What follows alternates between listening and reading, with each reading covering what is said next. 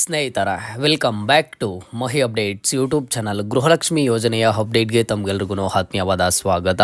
ಇವತ್ತಿನ ಈ ವಿಡಿಯೋದಲ್ಲಿ ಗೃಹಲಕ್ಷ್ಮಿ ಯೋಜನೆಯ ಫಲಾನುಭವಿಗಳಿಗೆ ಈಗ ಫಲಾನುಭವಿಗಳು ಯಾರಾದರೆ 23ನೇ ಕಂತಿನ ಹಣ ಜಮಾನೆ ಆಗ್ತಿಲ್ಲ, 23ನೇ ಕಂತಿನ ಹಣ ಸರ್ಕಾರದ ಕಡೆಯಿಂದ ಬಿಡುಗಡೆನ ಆಗಿಲ್ಲ, ಹಾಗಾಗಿ ನಮ್ಮ ಒಂದು ಬ್ಯಾಂಕ್ ಖಾತೆಗಳಿಗೆ ಗೃಹಲಕ್ಷ್ಮಿ ಯೋಜನೆಯ 23ನೇ ಕಂತಿನ ಹಣ ಬಂದಿಲ್ಲ, ನೀವೆಲ್ಲ ಸುಳ್ಳು ಇನ್ಫಾರ್ಮೇಷನ್ ಕೊಡ್ತಿದ್ದೀರಾ 23ನೇ ಕಂತಿನ ಹಣದ ಬಗ್ಗೆ ಅಂತ ಹೇಳಿಬಿಟ್ಟು ಒಂದಿಷ್ಟು ಫಲಾನುಭವಿಗಳು ಕಮೆಂಟ್ಸನ್ನು ಮಾಡ್ತಿರುವಂಥದ್ದು.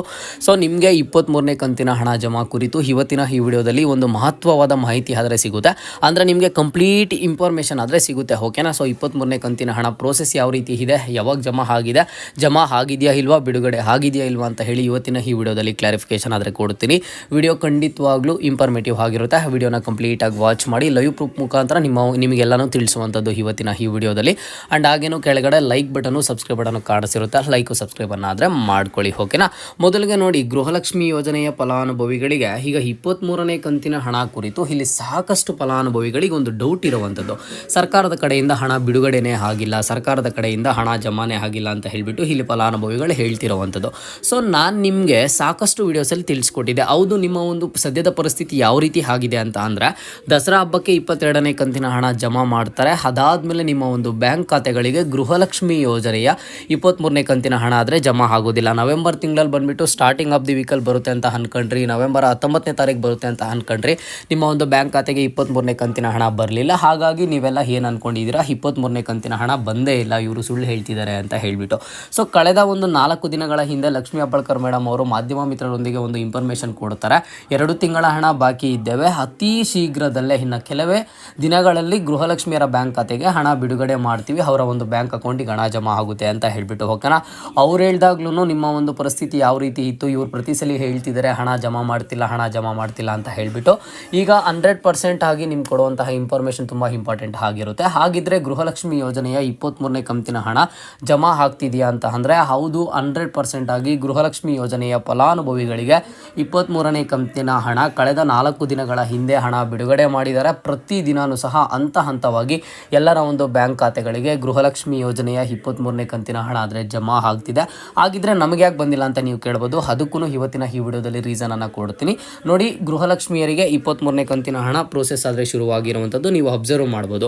ಈಗ ಸ್ಕ್ರೀನ್ ಮೇಲೆ ನೀಟಾಗಿ ನೋಡಿ, ಇಲ್ಲಿ ನೀವು ಅಬ್ಸರ್ವ್ ಮಾಡ್ಬೋದು. ವಿಡಿಯೋದಲ್ಲಿ ನಾನು ವಿಡಿಯೋ ಮಾಡೋ ಟೈಮಲ್ಲಿ ಹೇಳ್ತೀನಿ ಪ್ರತಿಯೊಬ್ಬರು ಮಿಸ್ ಮಾಡದೆ ಕಮೆಂಟನ್ನು ಮಾಡಿ, 23ನೇ ಕಂತಿನ ಹಣ ನಿಮಗೆ ಬಂದಿದೆಯಾ ಇಲ್ವಾ ಅಂತ ಹೇಳಿಬಿಟ್ಟು. ಇಲ್ಲಿ ಫಲಾನುಭವಿಗಳು ಕಮೆಂಟ್ಸನ್ನು ಮಾಡಿರುವಂಥದ್ದು ನಿಮಗೆ 23ನೇ ಕಂತಿನ ಹಣ ಕುರಿತು ನೀವು ಇಲ್ಲಿ ಅಬ್ಸರ್ವ್ ಮಾಡ್ಬೋದು.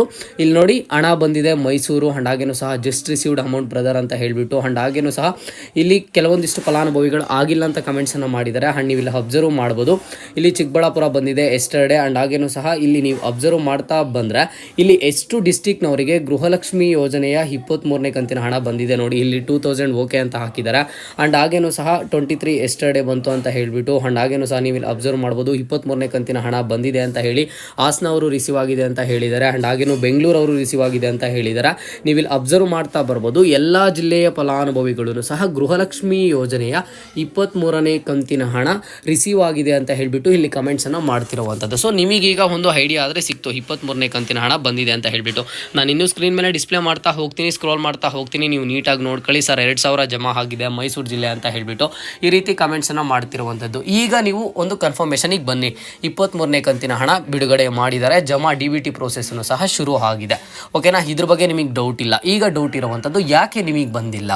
ಮೊದಲಿಗೆ ಗೃಹಲಕ್ಷ್ಮಿ ಯೋಜನೆಯ 23ನೇ ಕಂತಿನ ಹಣ ಪಡ್ಕೊಳ್ಳೋದಕ್ಕೆ ಅರ್ಹರಿರುವಂತಹ ಫಲಾನುಭವಿಗಳು ಎಷ್ಟು ಅಂತ ಅಂದರೆ 1,20,00,000ಕ್ಕೂ ಹೆಚ್ಚು ಫಲಾನುಭವಿಗಳು ಅರ್ಹರಿದ್ದಾರೆ ಈ ಗೃಹಲಕ್ಷ್ಮಿ ಯೋಜನೆಯ ಹಣ ಆದರೆ ಪಡ್ಕೊಳ್ಳೋದಕ್ಕೆ.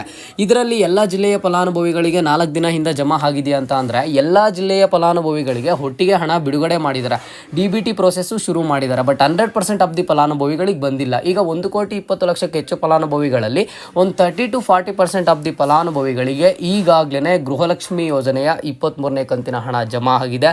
ಬೇರೆ ಜಿಲ್ಲೆಯ ಎಲ್ಲ ಫಲಾನುಭವಿಗಳ ಬ್ಯಾಂಕ್ ಖಾತೆಗಳಿಗೆ ಹಣ ಜಮಾ ಆಗಿರುವಂಥದ್ದು. ನಿಮಗೆ ಹಣ ಜಮಾ ಆಗಿಲ್ಲ, ನಿಮಗೆ 22ನೇ ಕಂತಿನ ಹಣದವರೆಗೂ ಬಂದಿದೆ, 23ನೇ ಕಂತಿನ ಹಣ ಬಂದಿಲ್ಲ ಅಂತ ಅಂದರೆ 100% ಆಗಿ 10 ದಿನಗಳ ಒಳಗಡೆ ನಿಮ್ಮೆಲ್ಲರ ಒಂದು ಬ್ಯಾಂಕ್ ಖಾತೆಗೆ ಹಣ ಆದರೆ ಜಮಾ ಆಗುತ್ತೆ. ನಿಮಗೆ ಗೊತ್ತು, ಈಗ 1ನೇ ಕಂತಿನ ಹಣ ಪಡ್ಕೊಂಡಿದ್ದೀರಾ, 2ನೇ ಕಂತಿನ ಹಣ, 3ನೇ ಕಂತಿನ ಹಣ ಈ ರೀತಿ ಪಡ್ಕೊಬಂದು ಈಗಾಗಲೇ 22ನೇ ಕಂತಿನ ಹಣ ಪಡ್ಕೊಂಡಿದ್ದೀರಾ.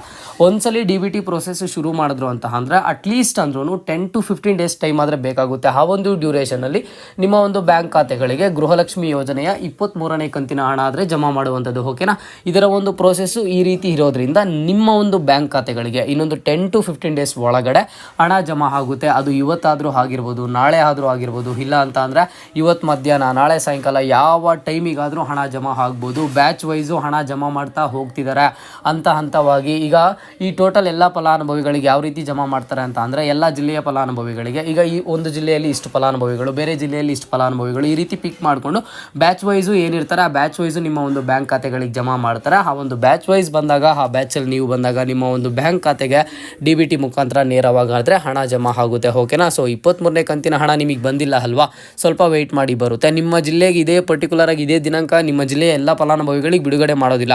ನಿಮ್ಮ ಜಿಲ್ಲೆಯವರಿಗೂ ಅಷ್ಟೇ, ಬೇರೆ ಜಿಲ್ಲೆಯವರಿಗೂ ಅಷ್ಟೇ, ಪ್ರತಿನಿತ್ಯನೂ ಒಂದಿಷ್ಟು ಫಲಾನುಭವಿಗಳ ಬ್ಯಾಂಕ್ ಖಾತೆಗಳಿಗೆ ಜಮಾ ಆಗ್ತಾ ಹೋಗುತ್ತೆ, ಎಲ್ಲ ಜಿಲ್ಲೆಯ ಫಲಾನುಭವಿಗಳಿಗೆ. ಈ ರೀತಿ ಪ್ರೋಸೆಸ್ ಆದರೆ ಇರುವಂಥದ್ದು 23ನೇ ಕಂತಿನ ಹಣ ಅತಿ ಶೀಘ್ರದಲ್ಲೇ ನಿಮ್ಮ ಒಂದು ಬ್ಯಾಂಕ್ ಖಾತೆಗೆ ಬರುತ್ತೆ. ಆ್ಯಂಡ್ ಸಾಕಷ್ಟು ಕಡೆ ನೀವು ಕೇಳ್ತಾ ಇದ್ದೀರಾ 24ನೇ ಕಂತಿನ ಹಣ ಬಂದುಬಿಟ್ಟಿದೆ, ಒಟ್ಟಿಗೆ 4,000 ಬಂದಿದೆ ಅಂತ ಹೇಳಿ. ಖಂಡಿತವಾಗ್ಲೂ ಒಟ್ಟಿಗೆ 4,000 ಹಣ ಜಮಾ ಆಗಿಲ್ಲ, ಕೇವಲ 23ನೇ ಕಂತಿನ ಹಣ ಜಮಾ ಆಗಿರುವಂಥದ್ದು. 24ನೇ ಕಂತಿನ ಹಣ ಬಂದುಬಿಟ್ಟು ನಿಮಗೆ ಮುಂದಿನ ತಿಂಗಳಲ್ಲಿ ಜಮಾ ಮಾಡ್ತಾರೆ. ಇದ್ರ ಬಗ್ಗೆನೂ ಹೇಳಿಕೆಯನ್ನು ಕೊಟ್ಟಿರುವಂಥದ್ದು. 2 ತಿಂಗಳ ಹಣ ಅತಿ ಶೀಘ್ರದಲ್ಲೇ ಜಮಾ ಮಾಡ್ತೀವಿ ಅಂತ ಹೇಳಿದ್ರು, ಒಂದು ಕಂತಿನ ಹಣ ಜಮಾ ಮಾಡಿದ್ದಾರೆ, ಇನ್ನೊಂದು ಕಂತಿನ ಹಣ ಮುಂದಿನ ತಿಂಗಳಲ್ಲಿ ಜಮಾ ಮಾಡ್ತಾರೆ. ಆ್ಯಂಡ್ ಈಗ ಒಂದಿಷ್ಟು ಫಲಾನುಭವಿಗಳಿಗೆ ಯಾರಿಗಾದರೂ ಒಟ್ಟಿಗೆ 4,000 ಬರ್ತಿದೆ ಅಂತ ಅಂದರೆ ಅದು ಬಂದುಬಿಟ್ಟು 22ನೇ ಕಂತಿನ ಹಣ ಪೆಂಡಿಂಗ್ ಹಣ ಸೇರಿಸಿ 23ನೇ ಕಂತಿನ ಹಣ ಜಮಾ ಮಾಡ್ತಿರುವಂಥದ್ದು. ನಿಮಗೂ ಆ ರೀತಿ ಪೆಂಡಿಂಗ್ ಇದ್ದರೆ ನಿಮ್ಮ ಒಂದು ಬ್ಯಾಂಕ್ ಖಾತೆಗಳಿಗಾದರೆ ಹಣ ಜಮಾ ಆಗುತ್ತೆ. ಓಕೆನಾ, ಸೊ ಇದು ಇವತ್ತಿನ ಗೃಹಲಕ್ಷ್ಮಿ ಯೋಜನೆಯ ಅಪ್ಡೇಟ್ ಆಗಿದ್ದು. ಇವತ್ತಿನ ಈ ವಿಡಿಯೋ ನೋಡಿದ್ದಾದಮೇಲೆ 23ನೇ ಕಂತಿನ ಹಣ ನಿಮಗೆ ಬಂದಿದೆಯಾ, ನೀವು 23ನೇ ಕಂತಿನ ಹಣಕ್ಕಾಗಿ ವೆಯ್ಟ್ ಮಾಡ್ತಿದ್ದೀರಾ, ಈಗ 23ನೇ ಕಂತಿನ ಹಣ ಬಗ್ಗೆ ನಿಮಗೆ ಕ್ಲಿಯರ್ ಅಪ್ಡೇಟ್ ಸಿಗ್ತಾ ಅಂತ ಹೇಳಿ ಕಮೆಂಟ್ ಬಾಕ್ಸ್ ಮುಖಾಂತರ ಕಮೆಂಟನ್ನು ಮಾಡಿ. ಇದು ಇವತ್ತಿನ ಮಾಹಿತಿ ಆಗಿತ್ತು. ಮುಂದೆ ಎಲ್ಲ ರೀತಿಯ ಹೆಚ್ಚಿನ ಗೃಹಲಕ್ಷ್ಮಿ ಯೋಜನೆಯ ಅಪ್ಡೇಟ್ಸ್ ಜೊತೆಗೆ ಸಿಗ್ತಾ ಇರೋಣ. ಅಲ್ಲಿಯ ತನಕ take care and keep watching Mahi updates for more updates.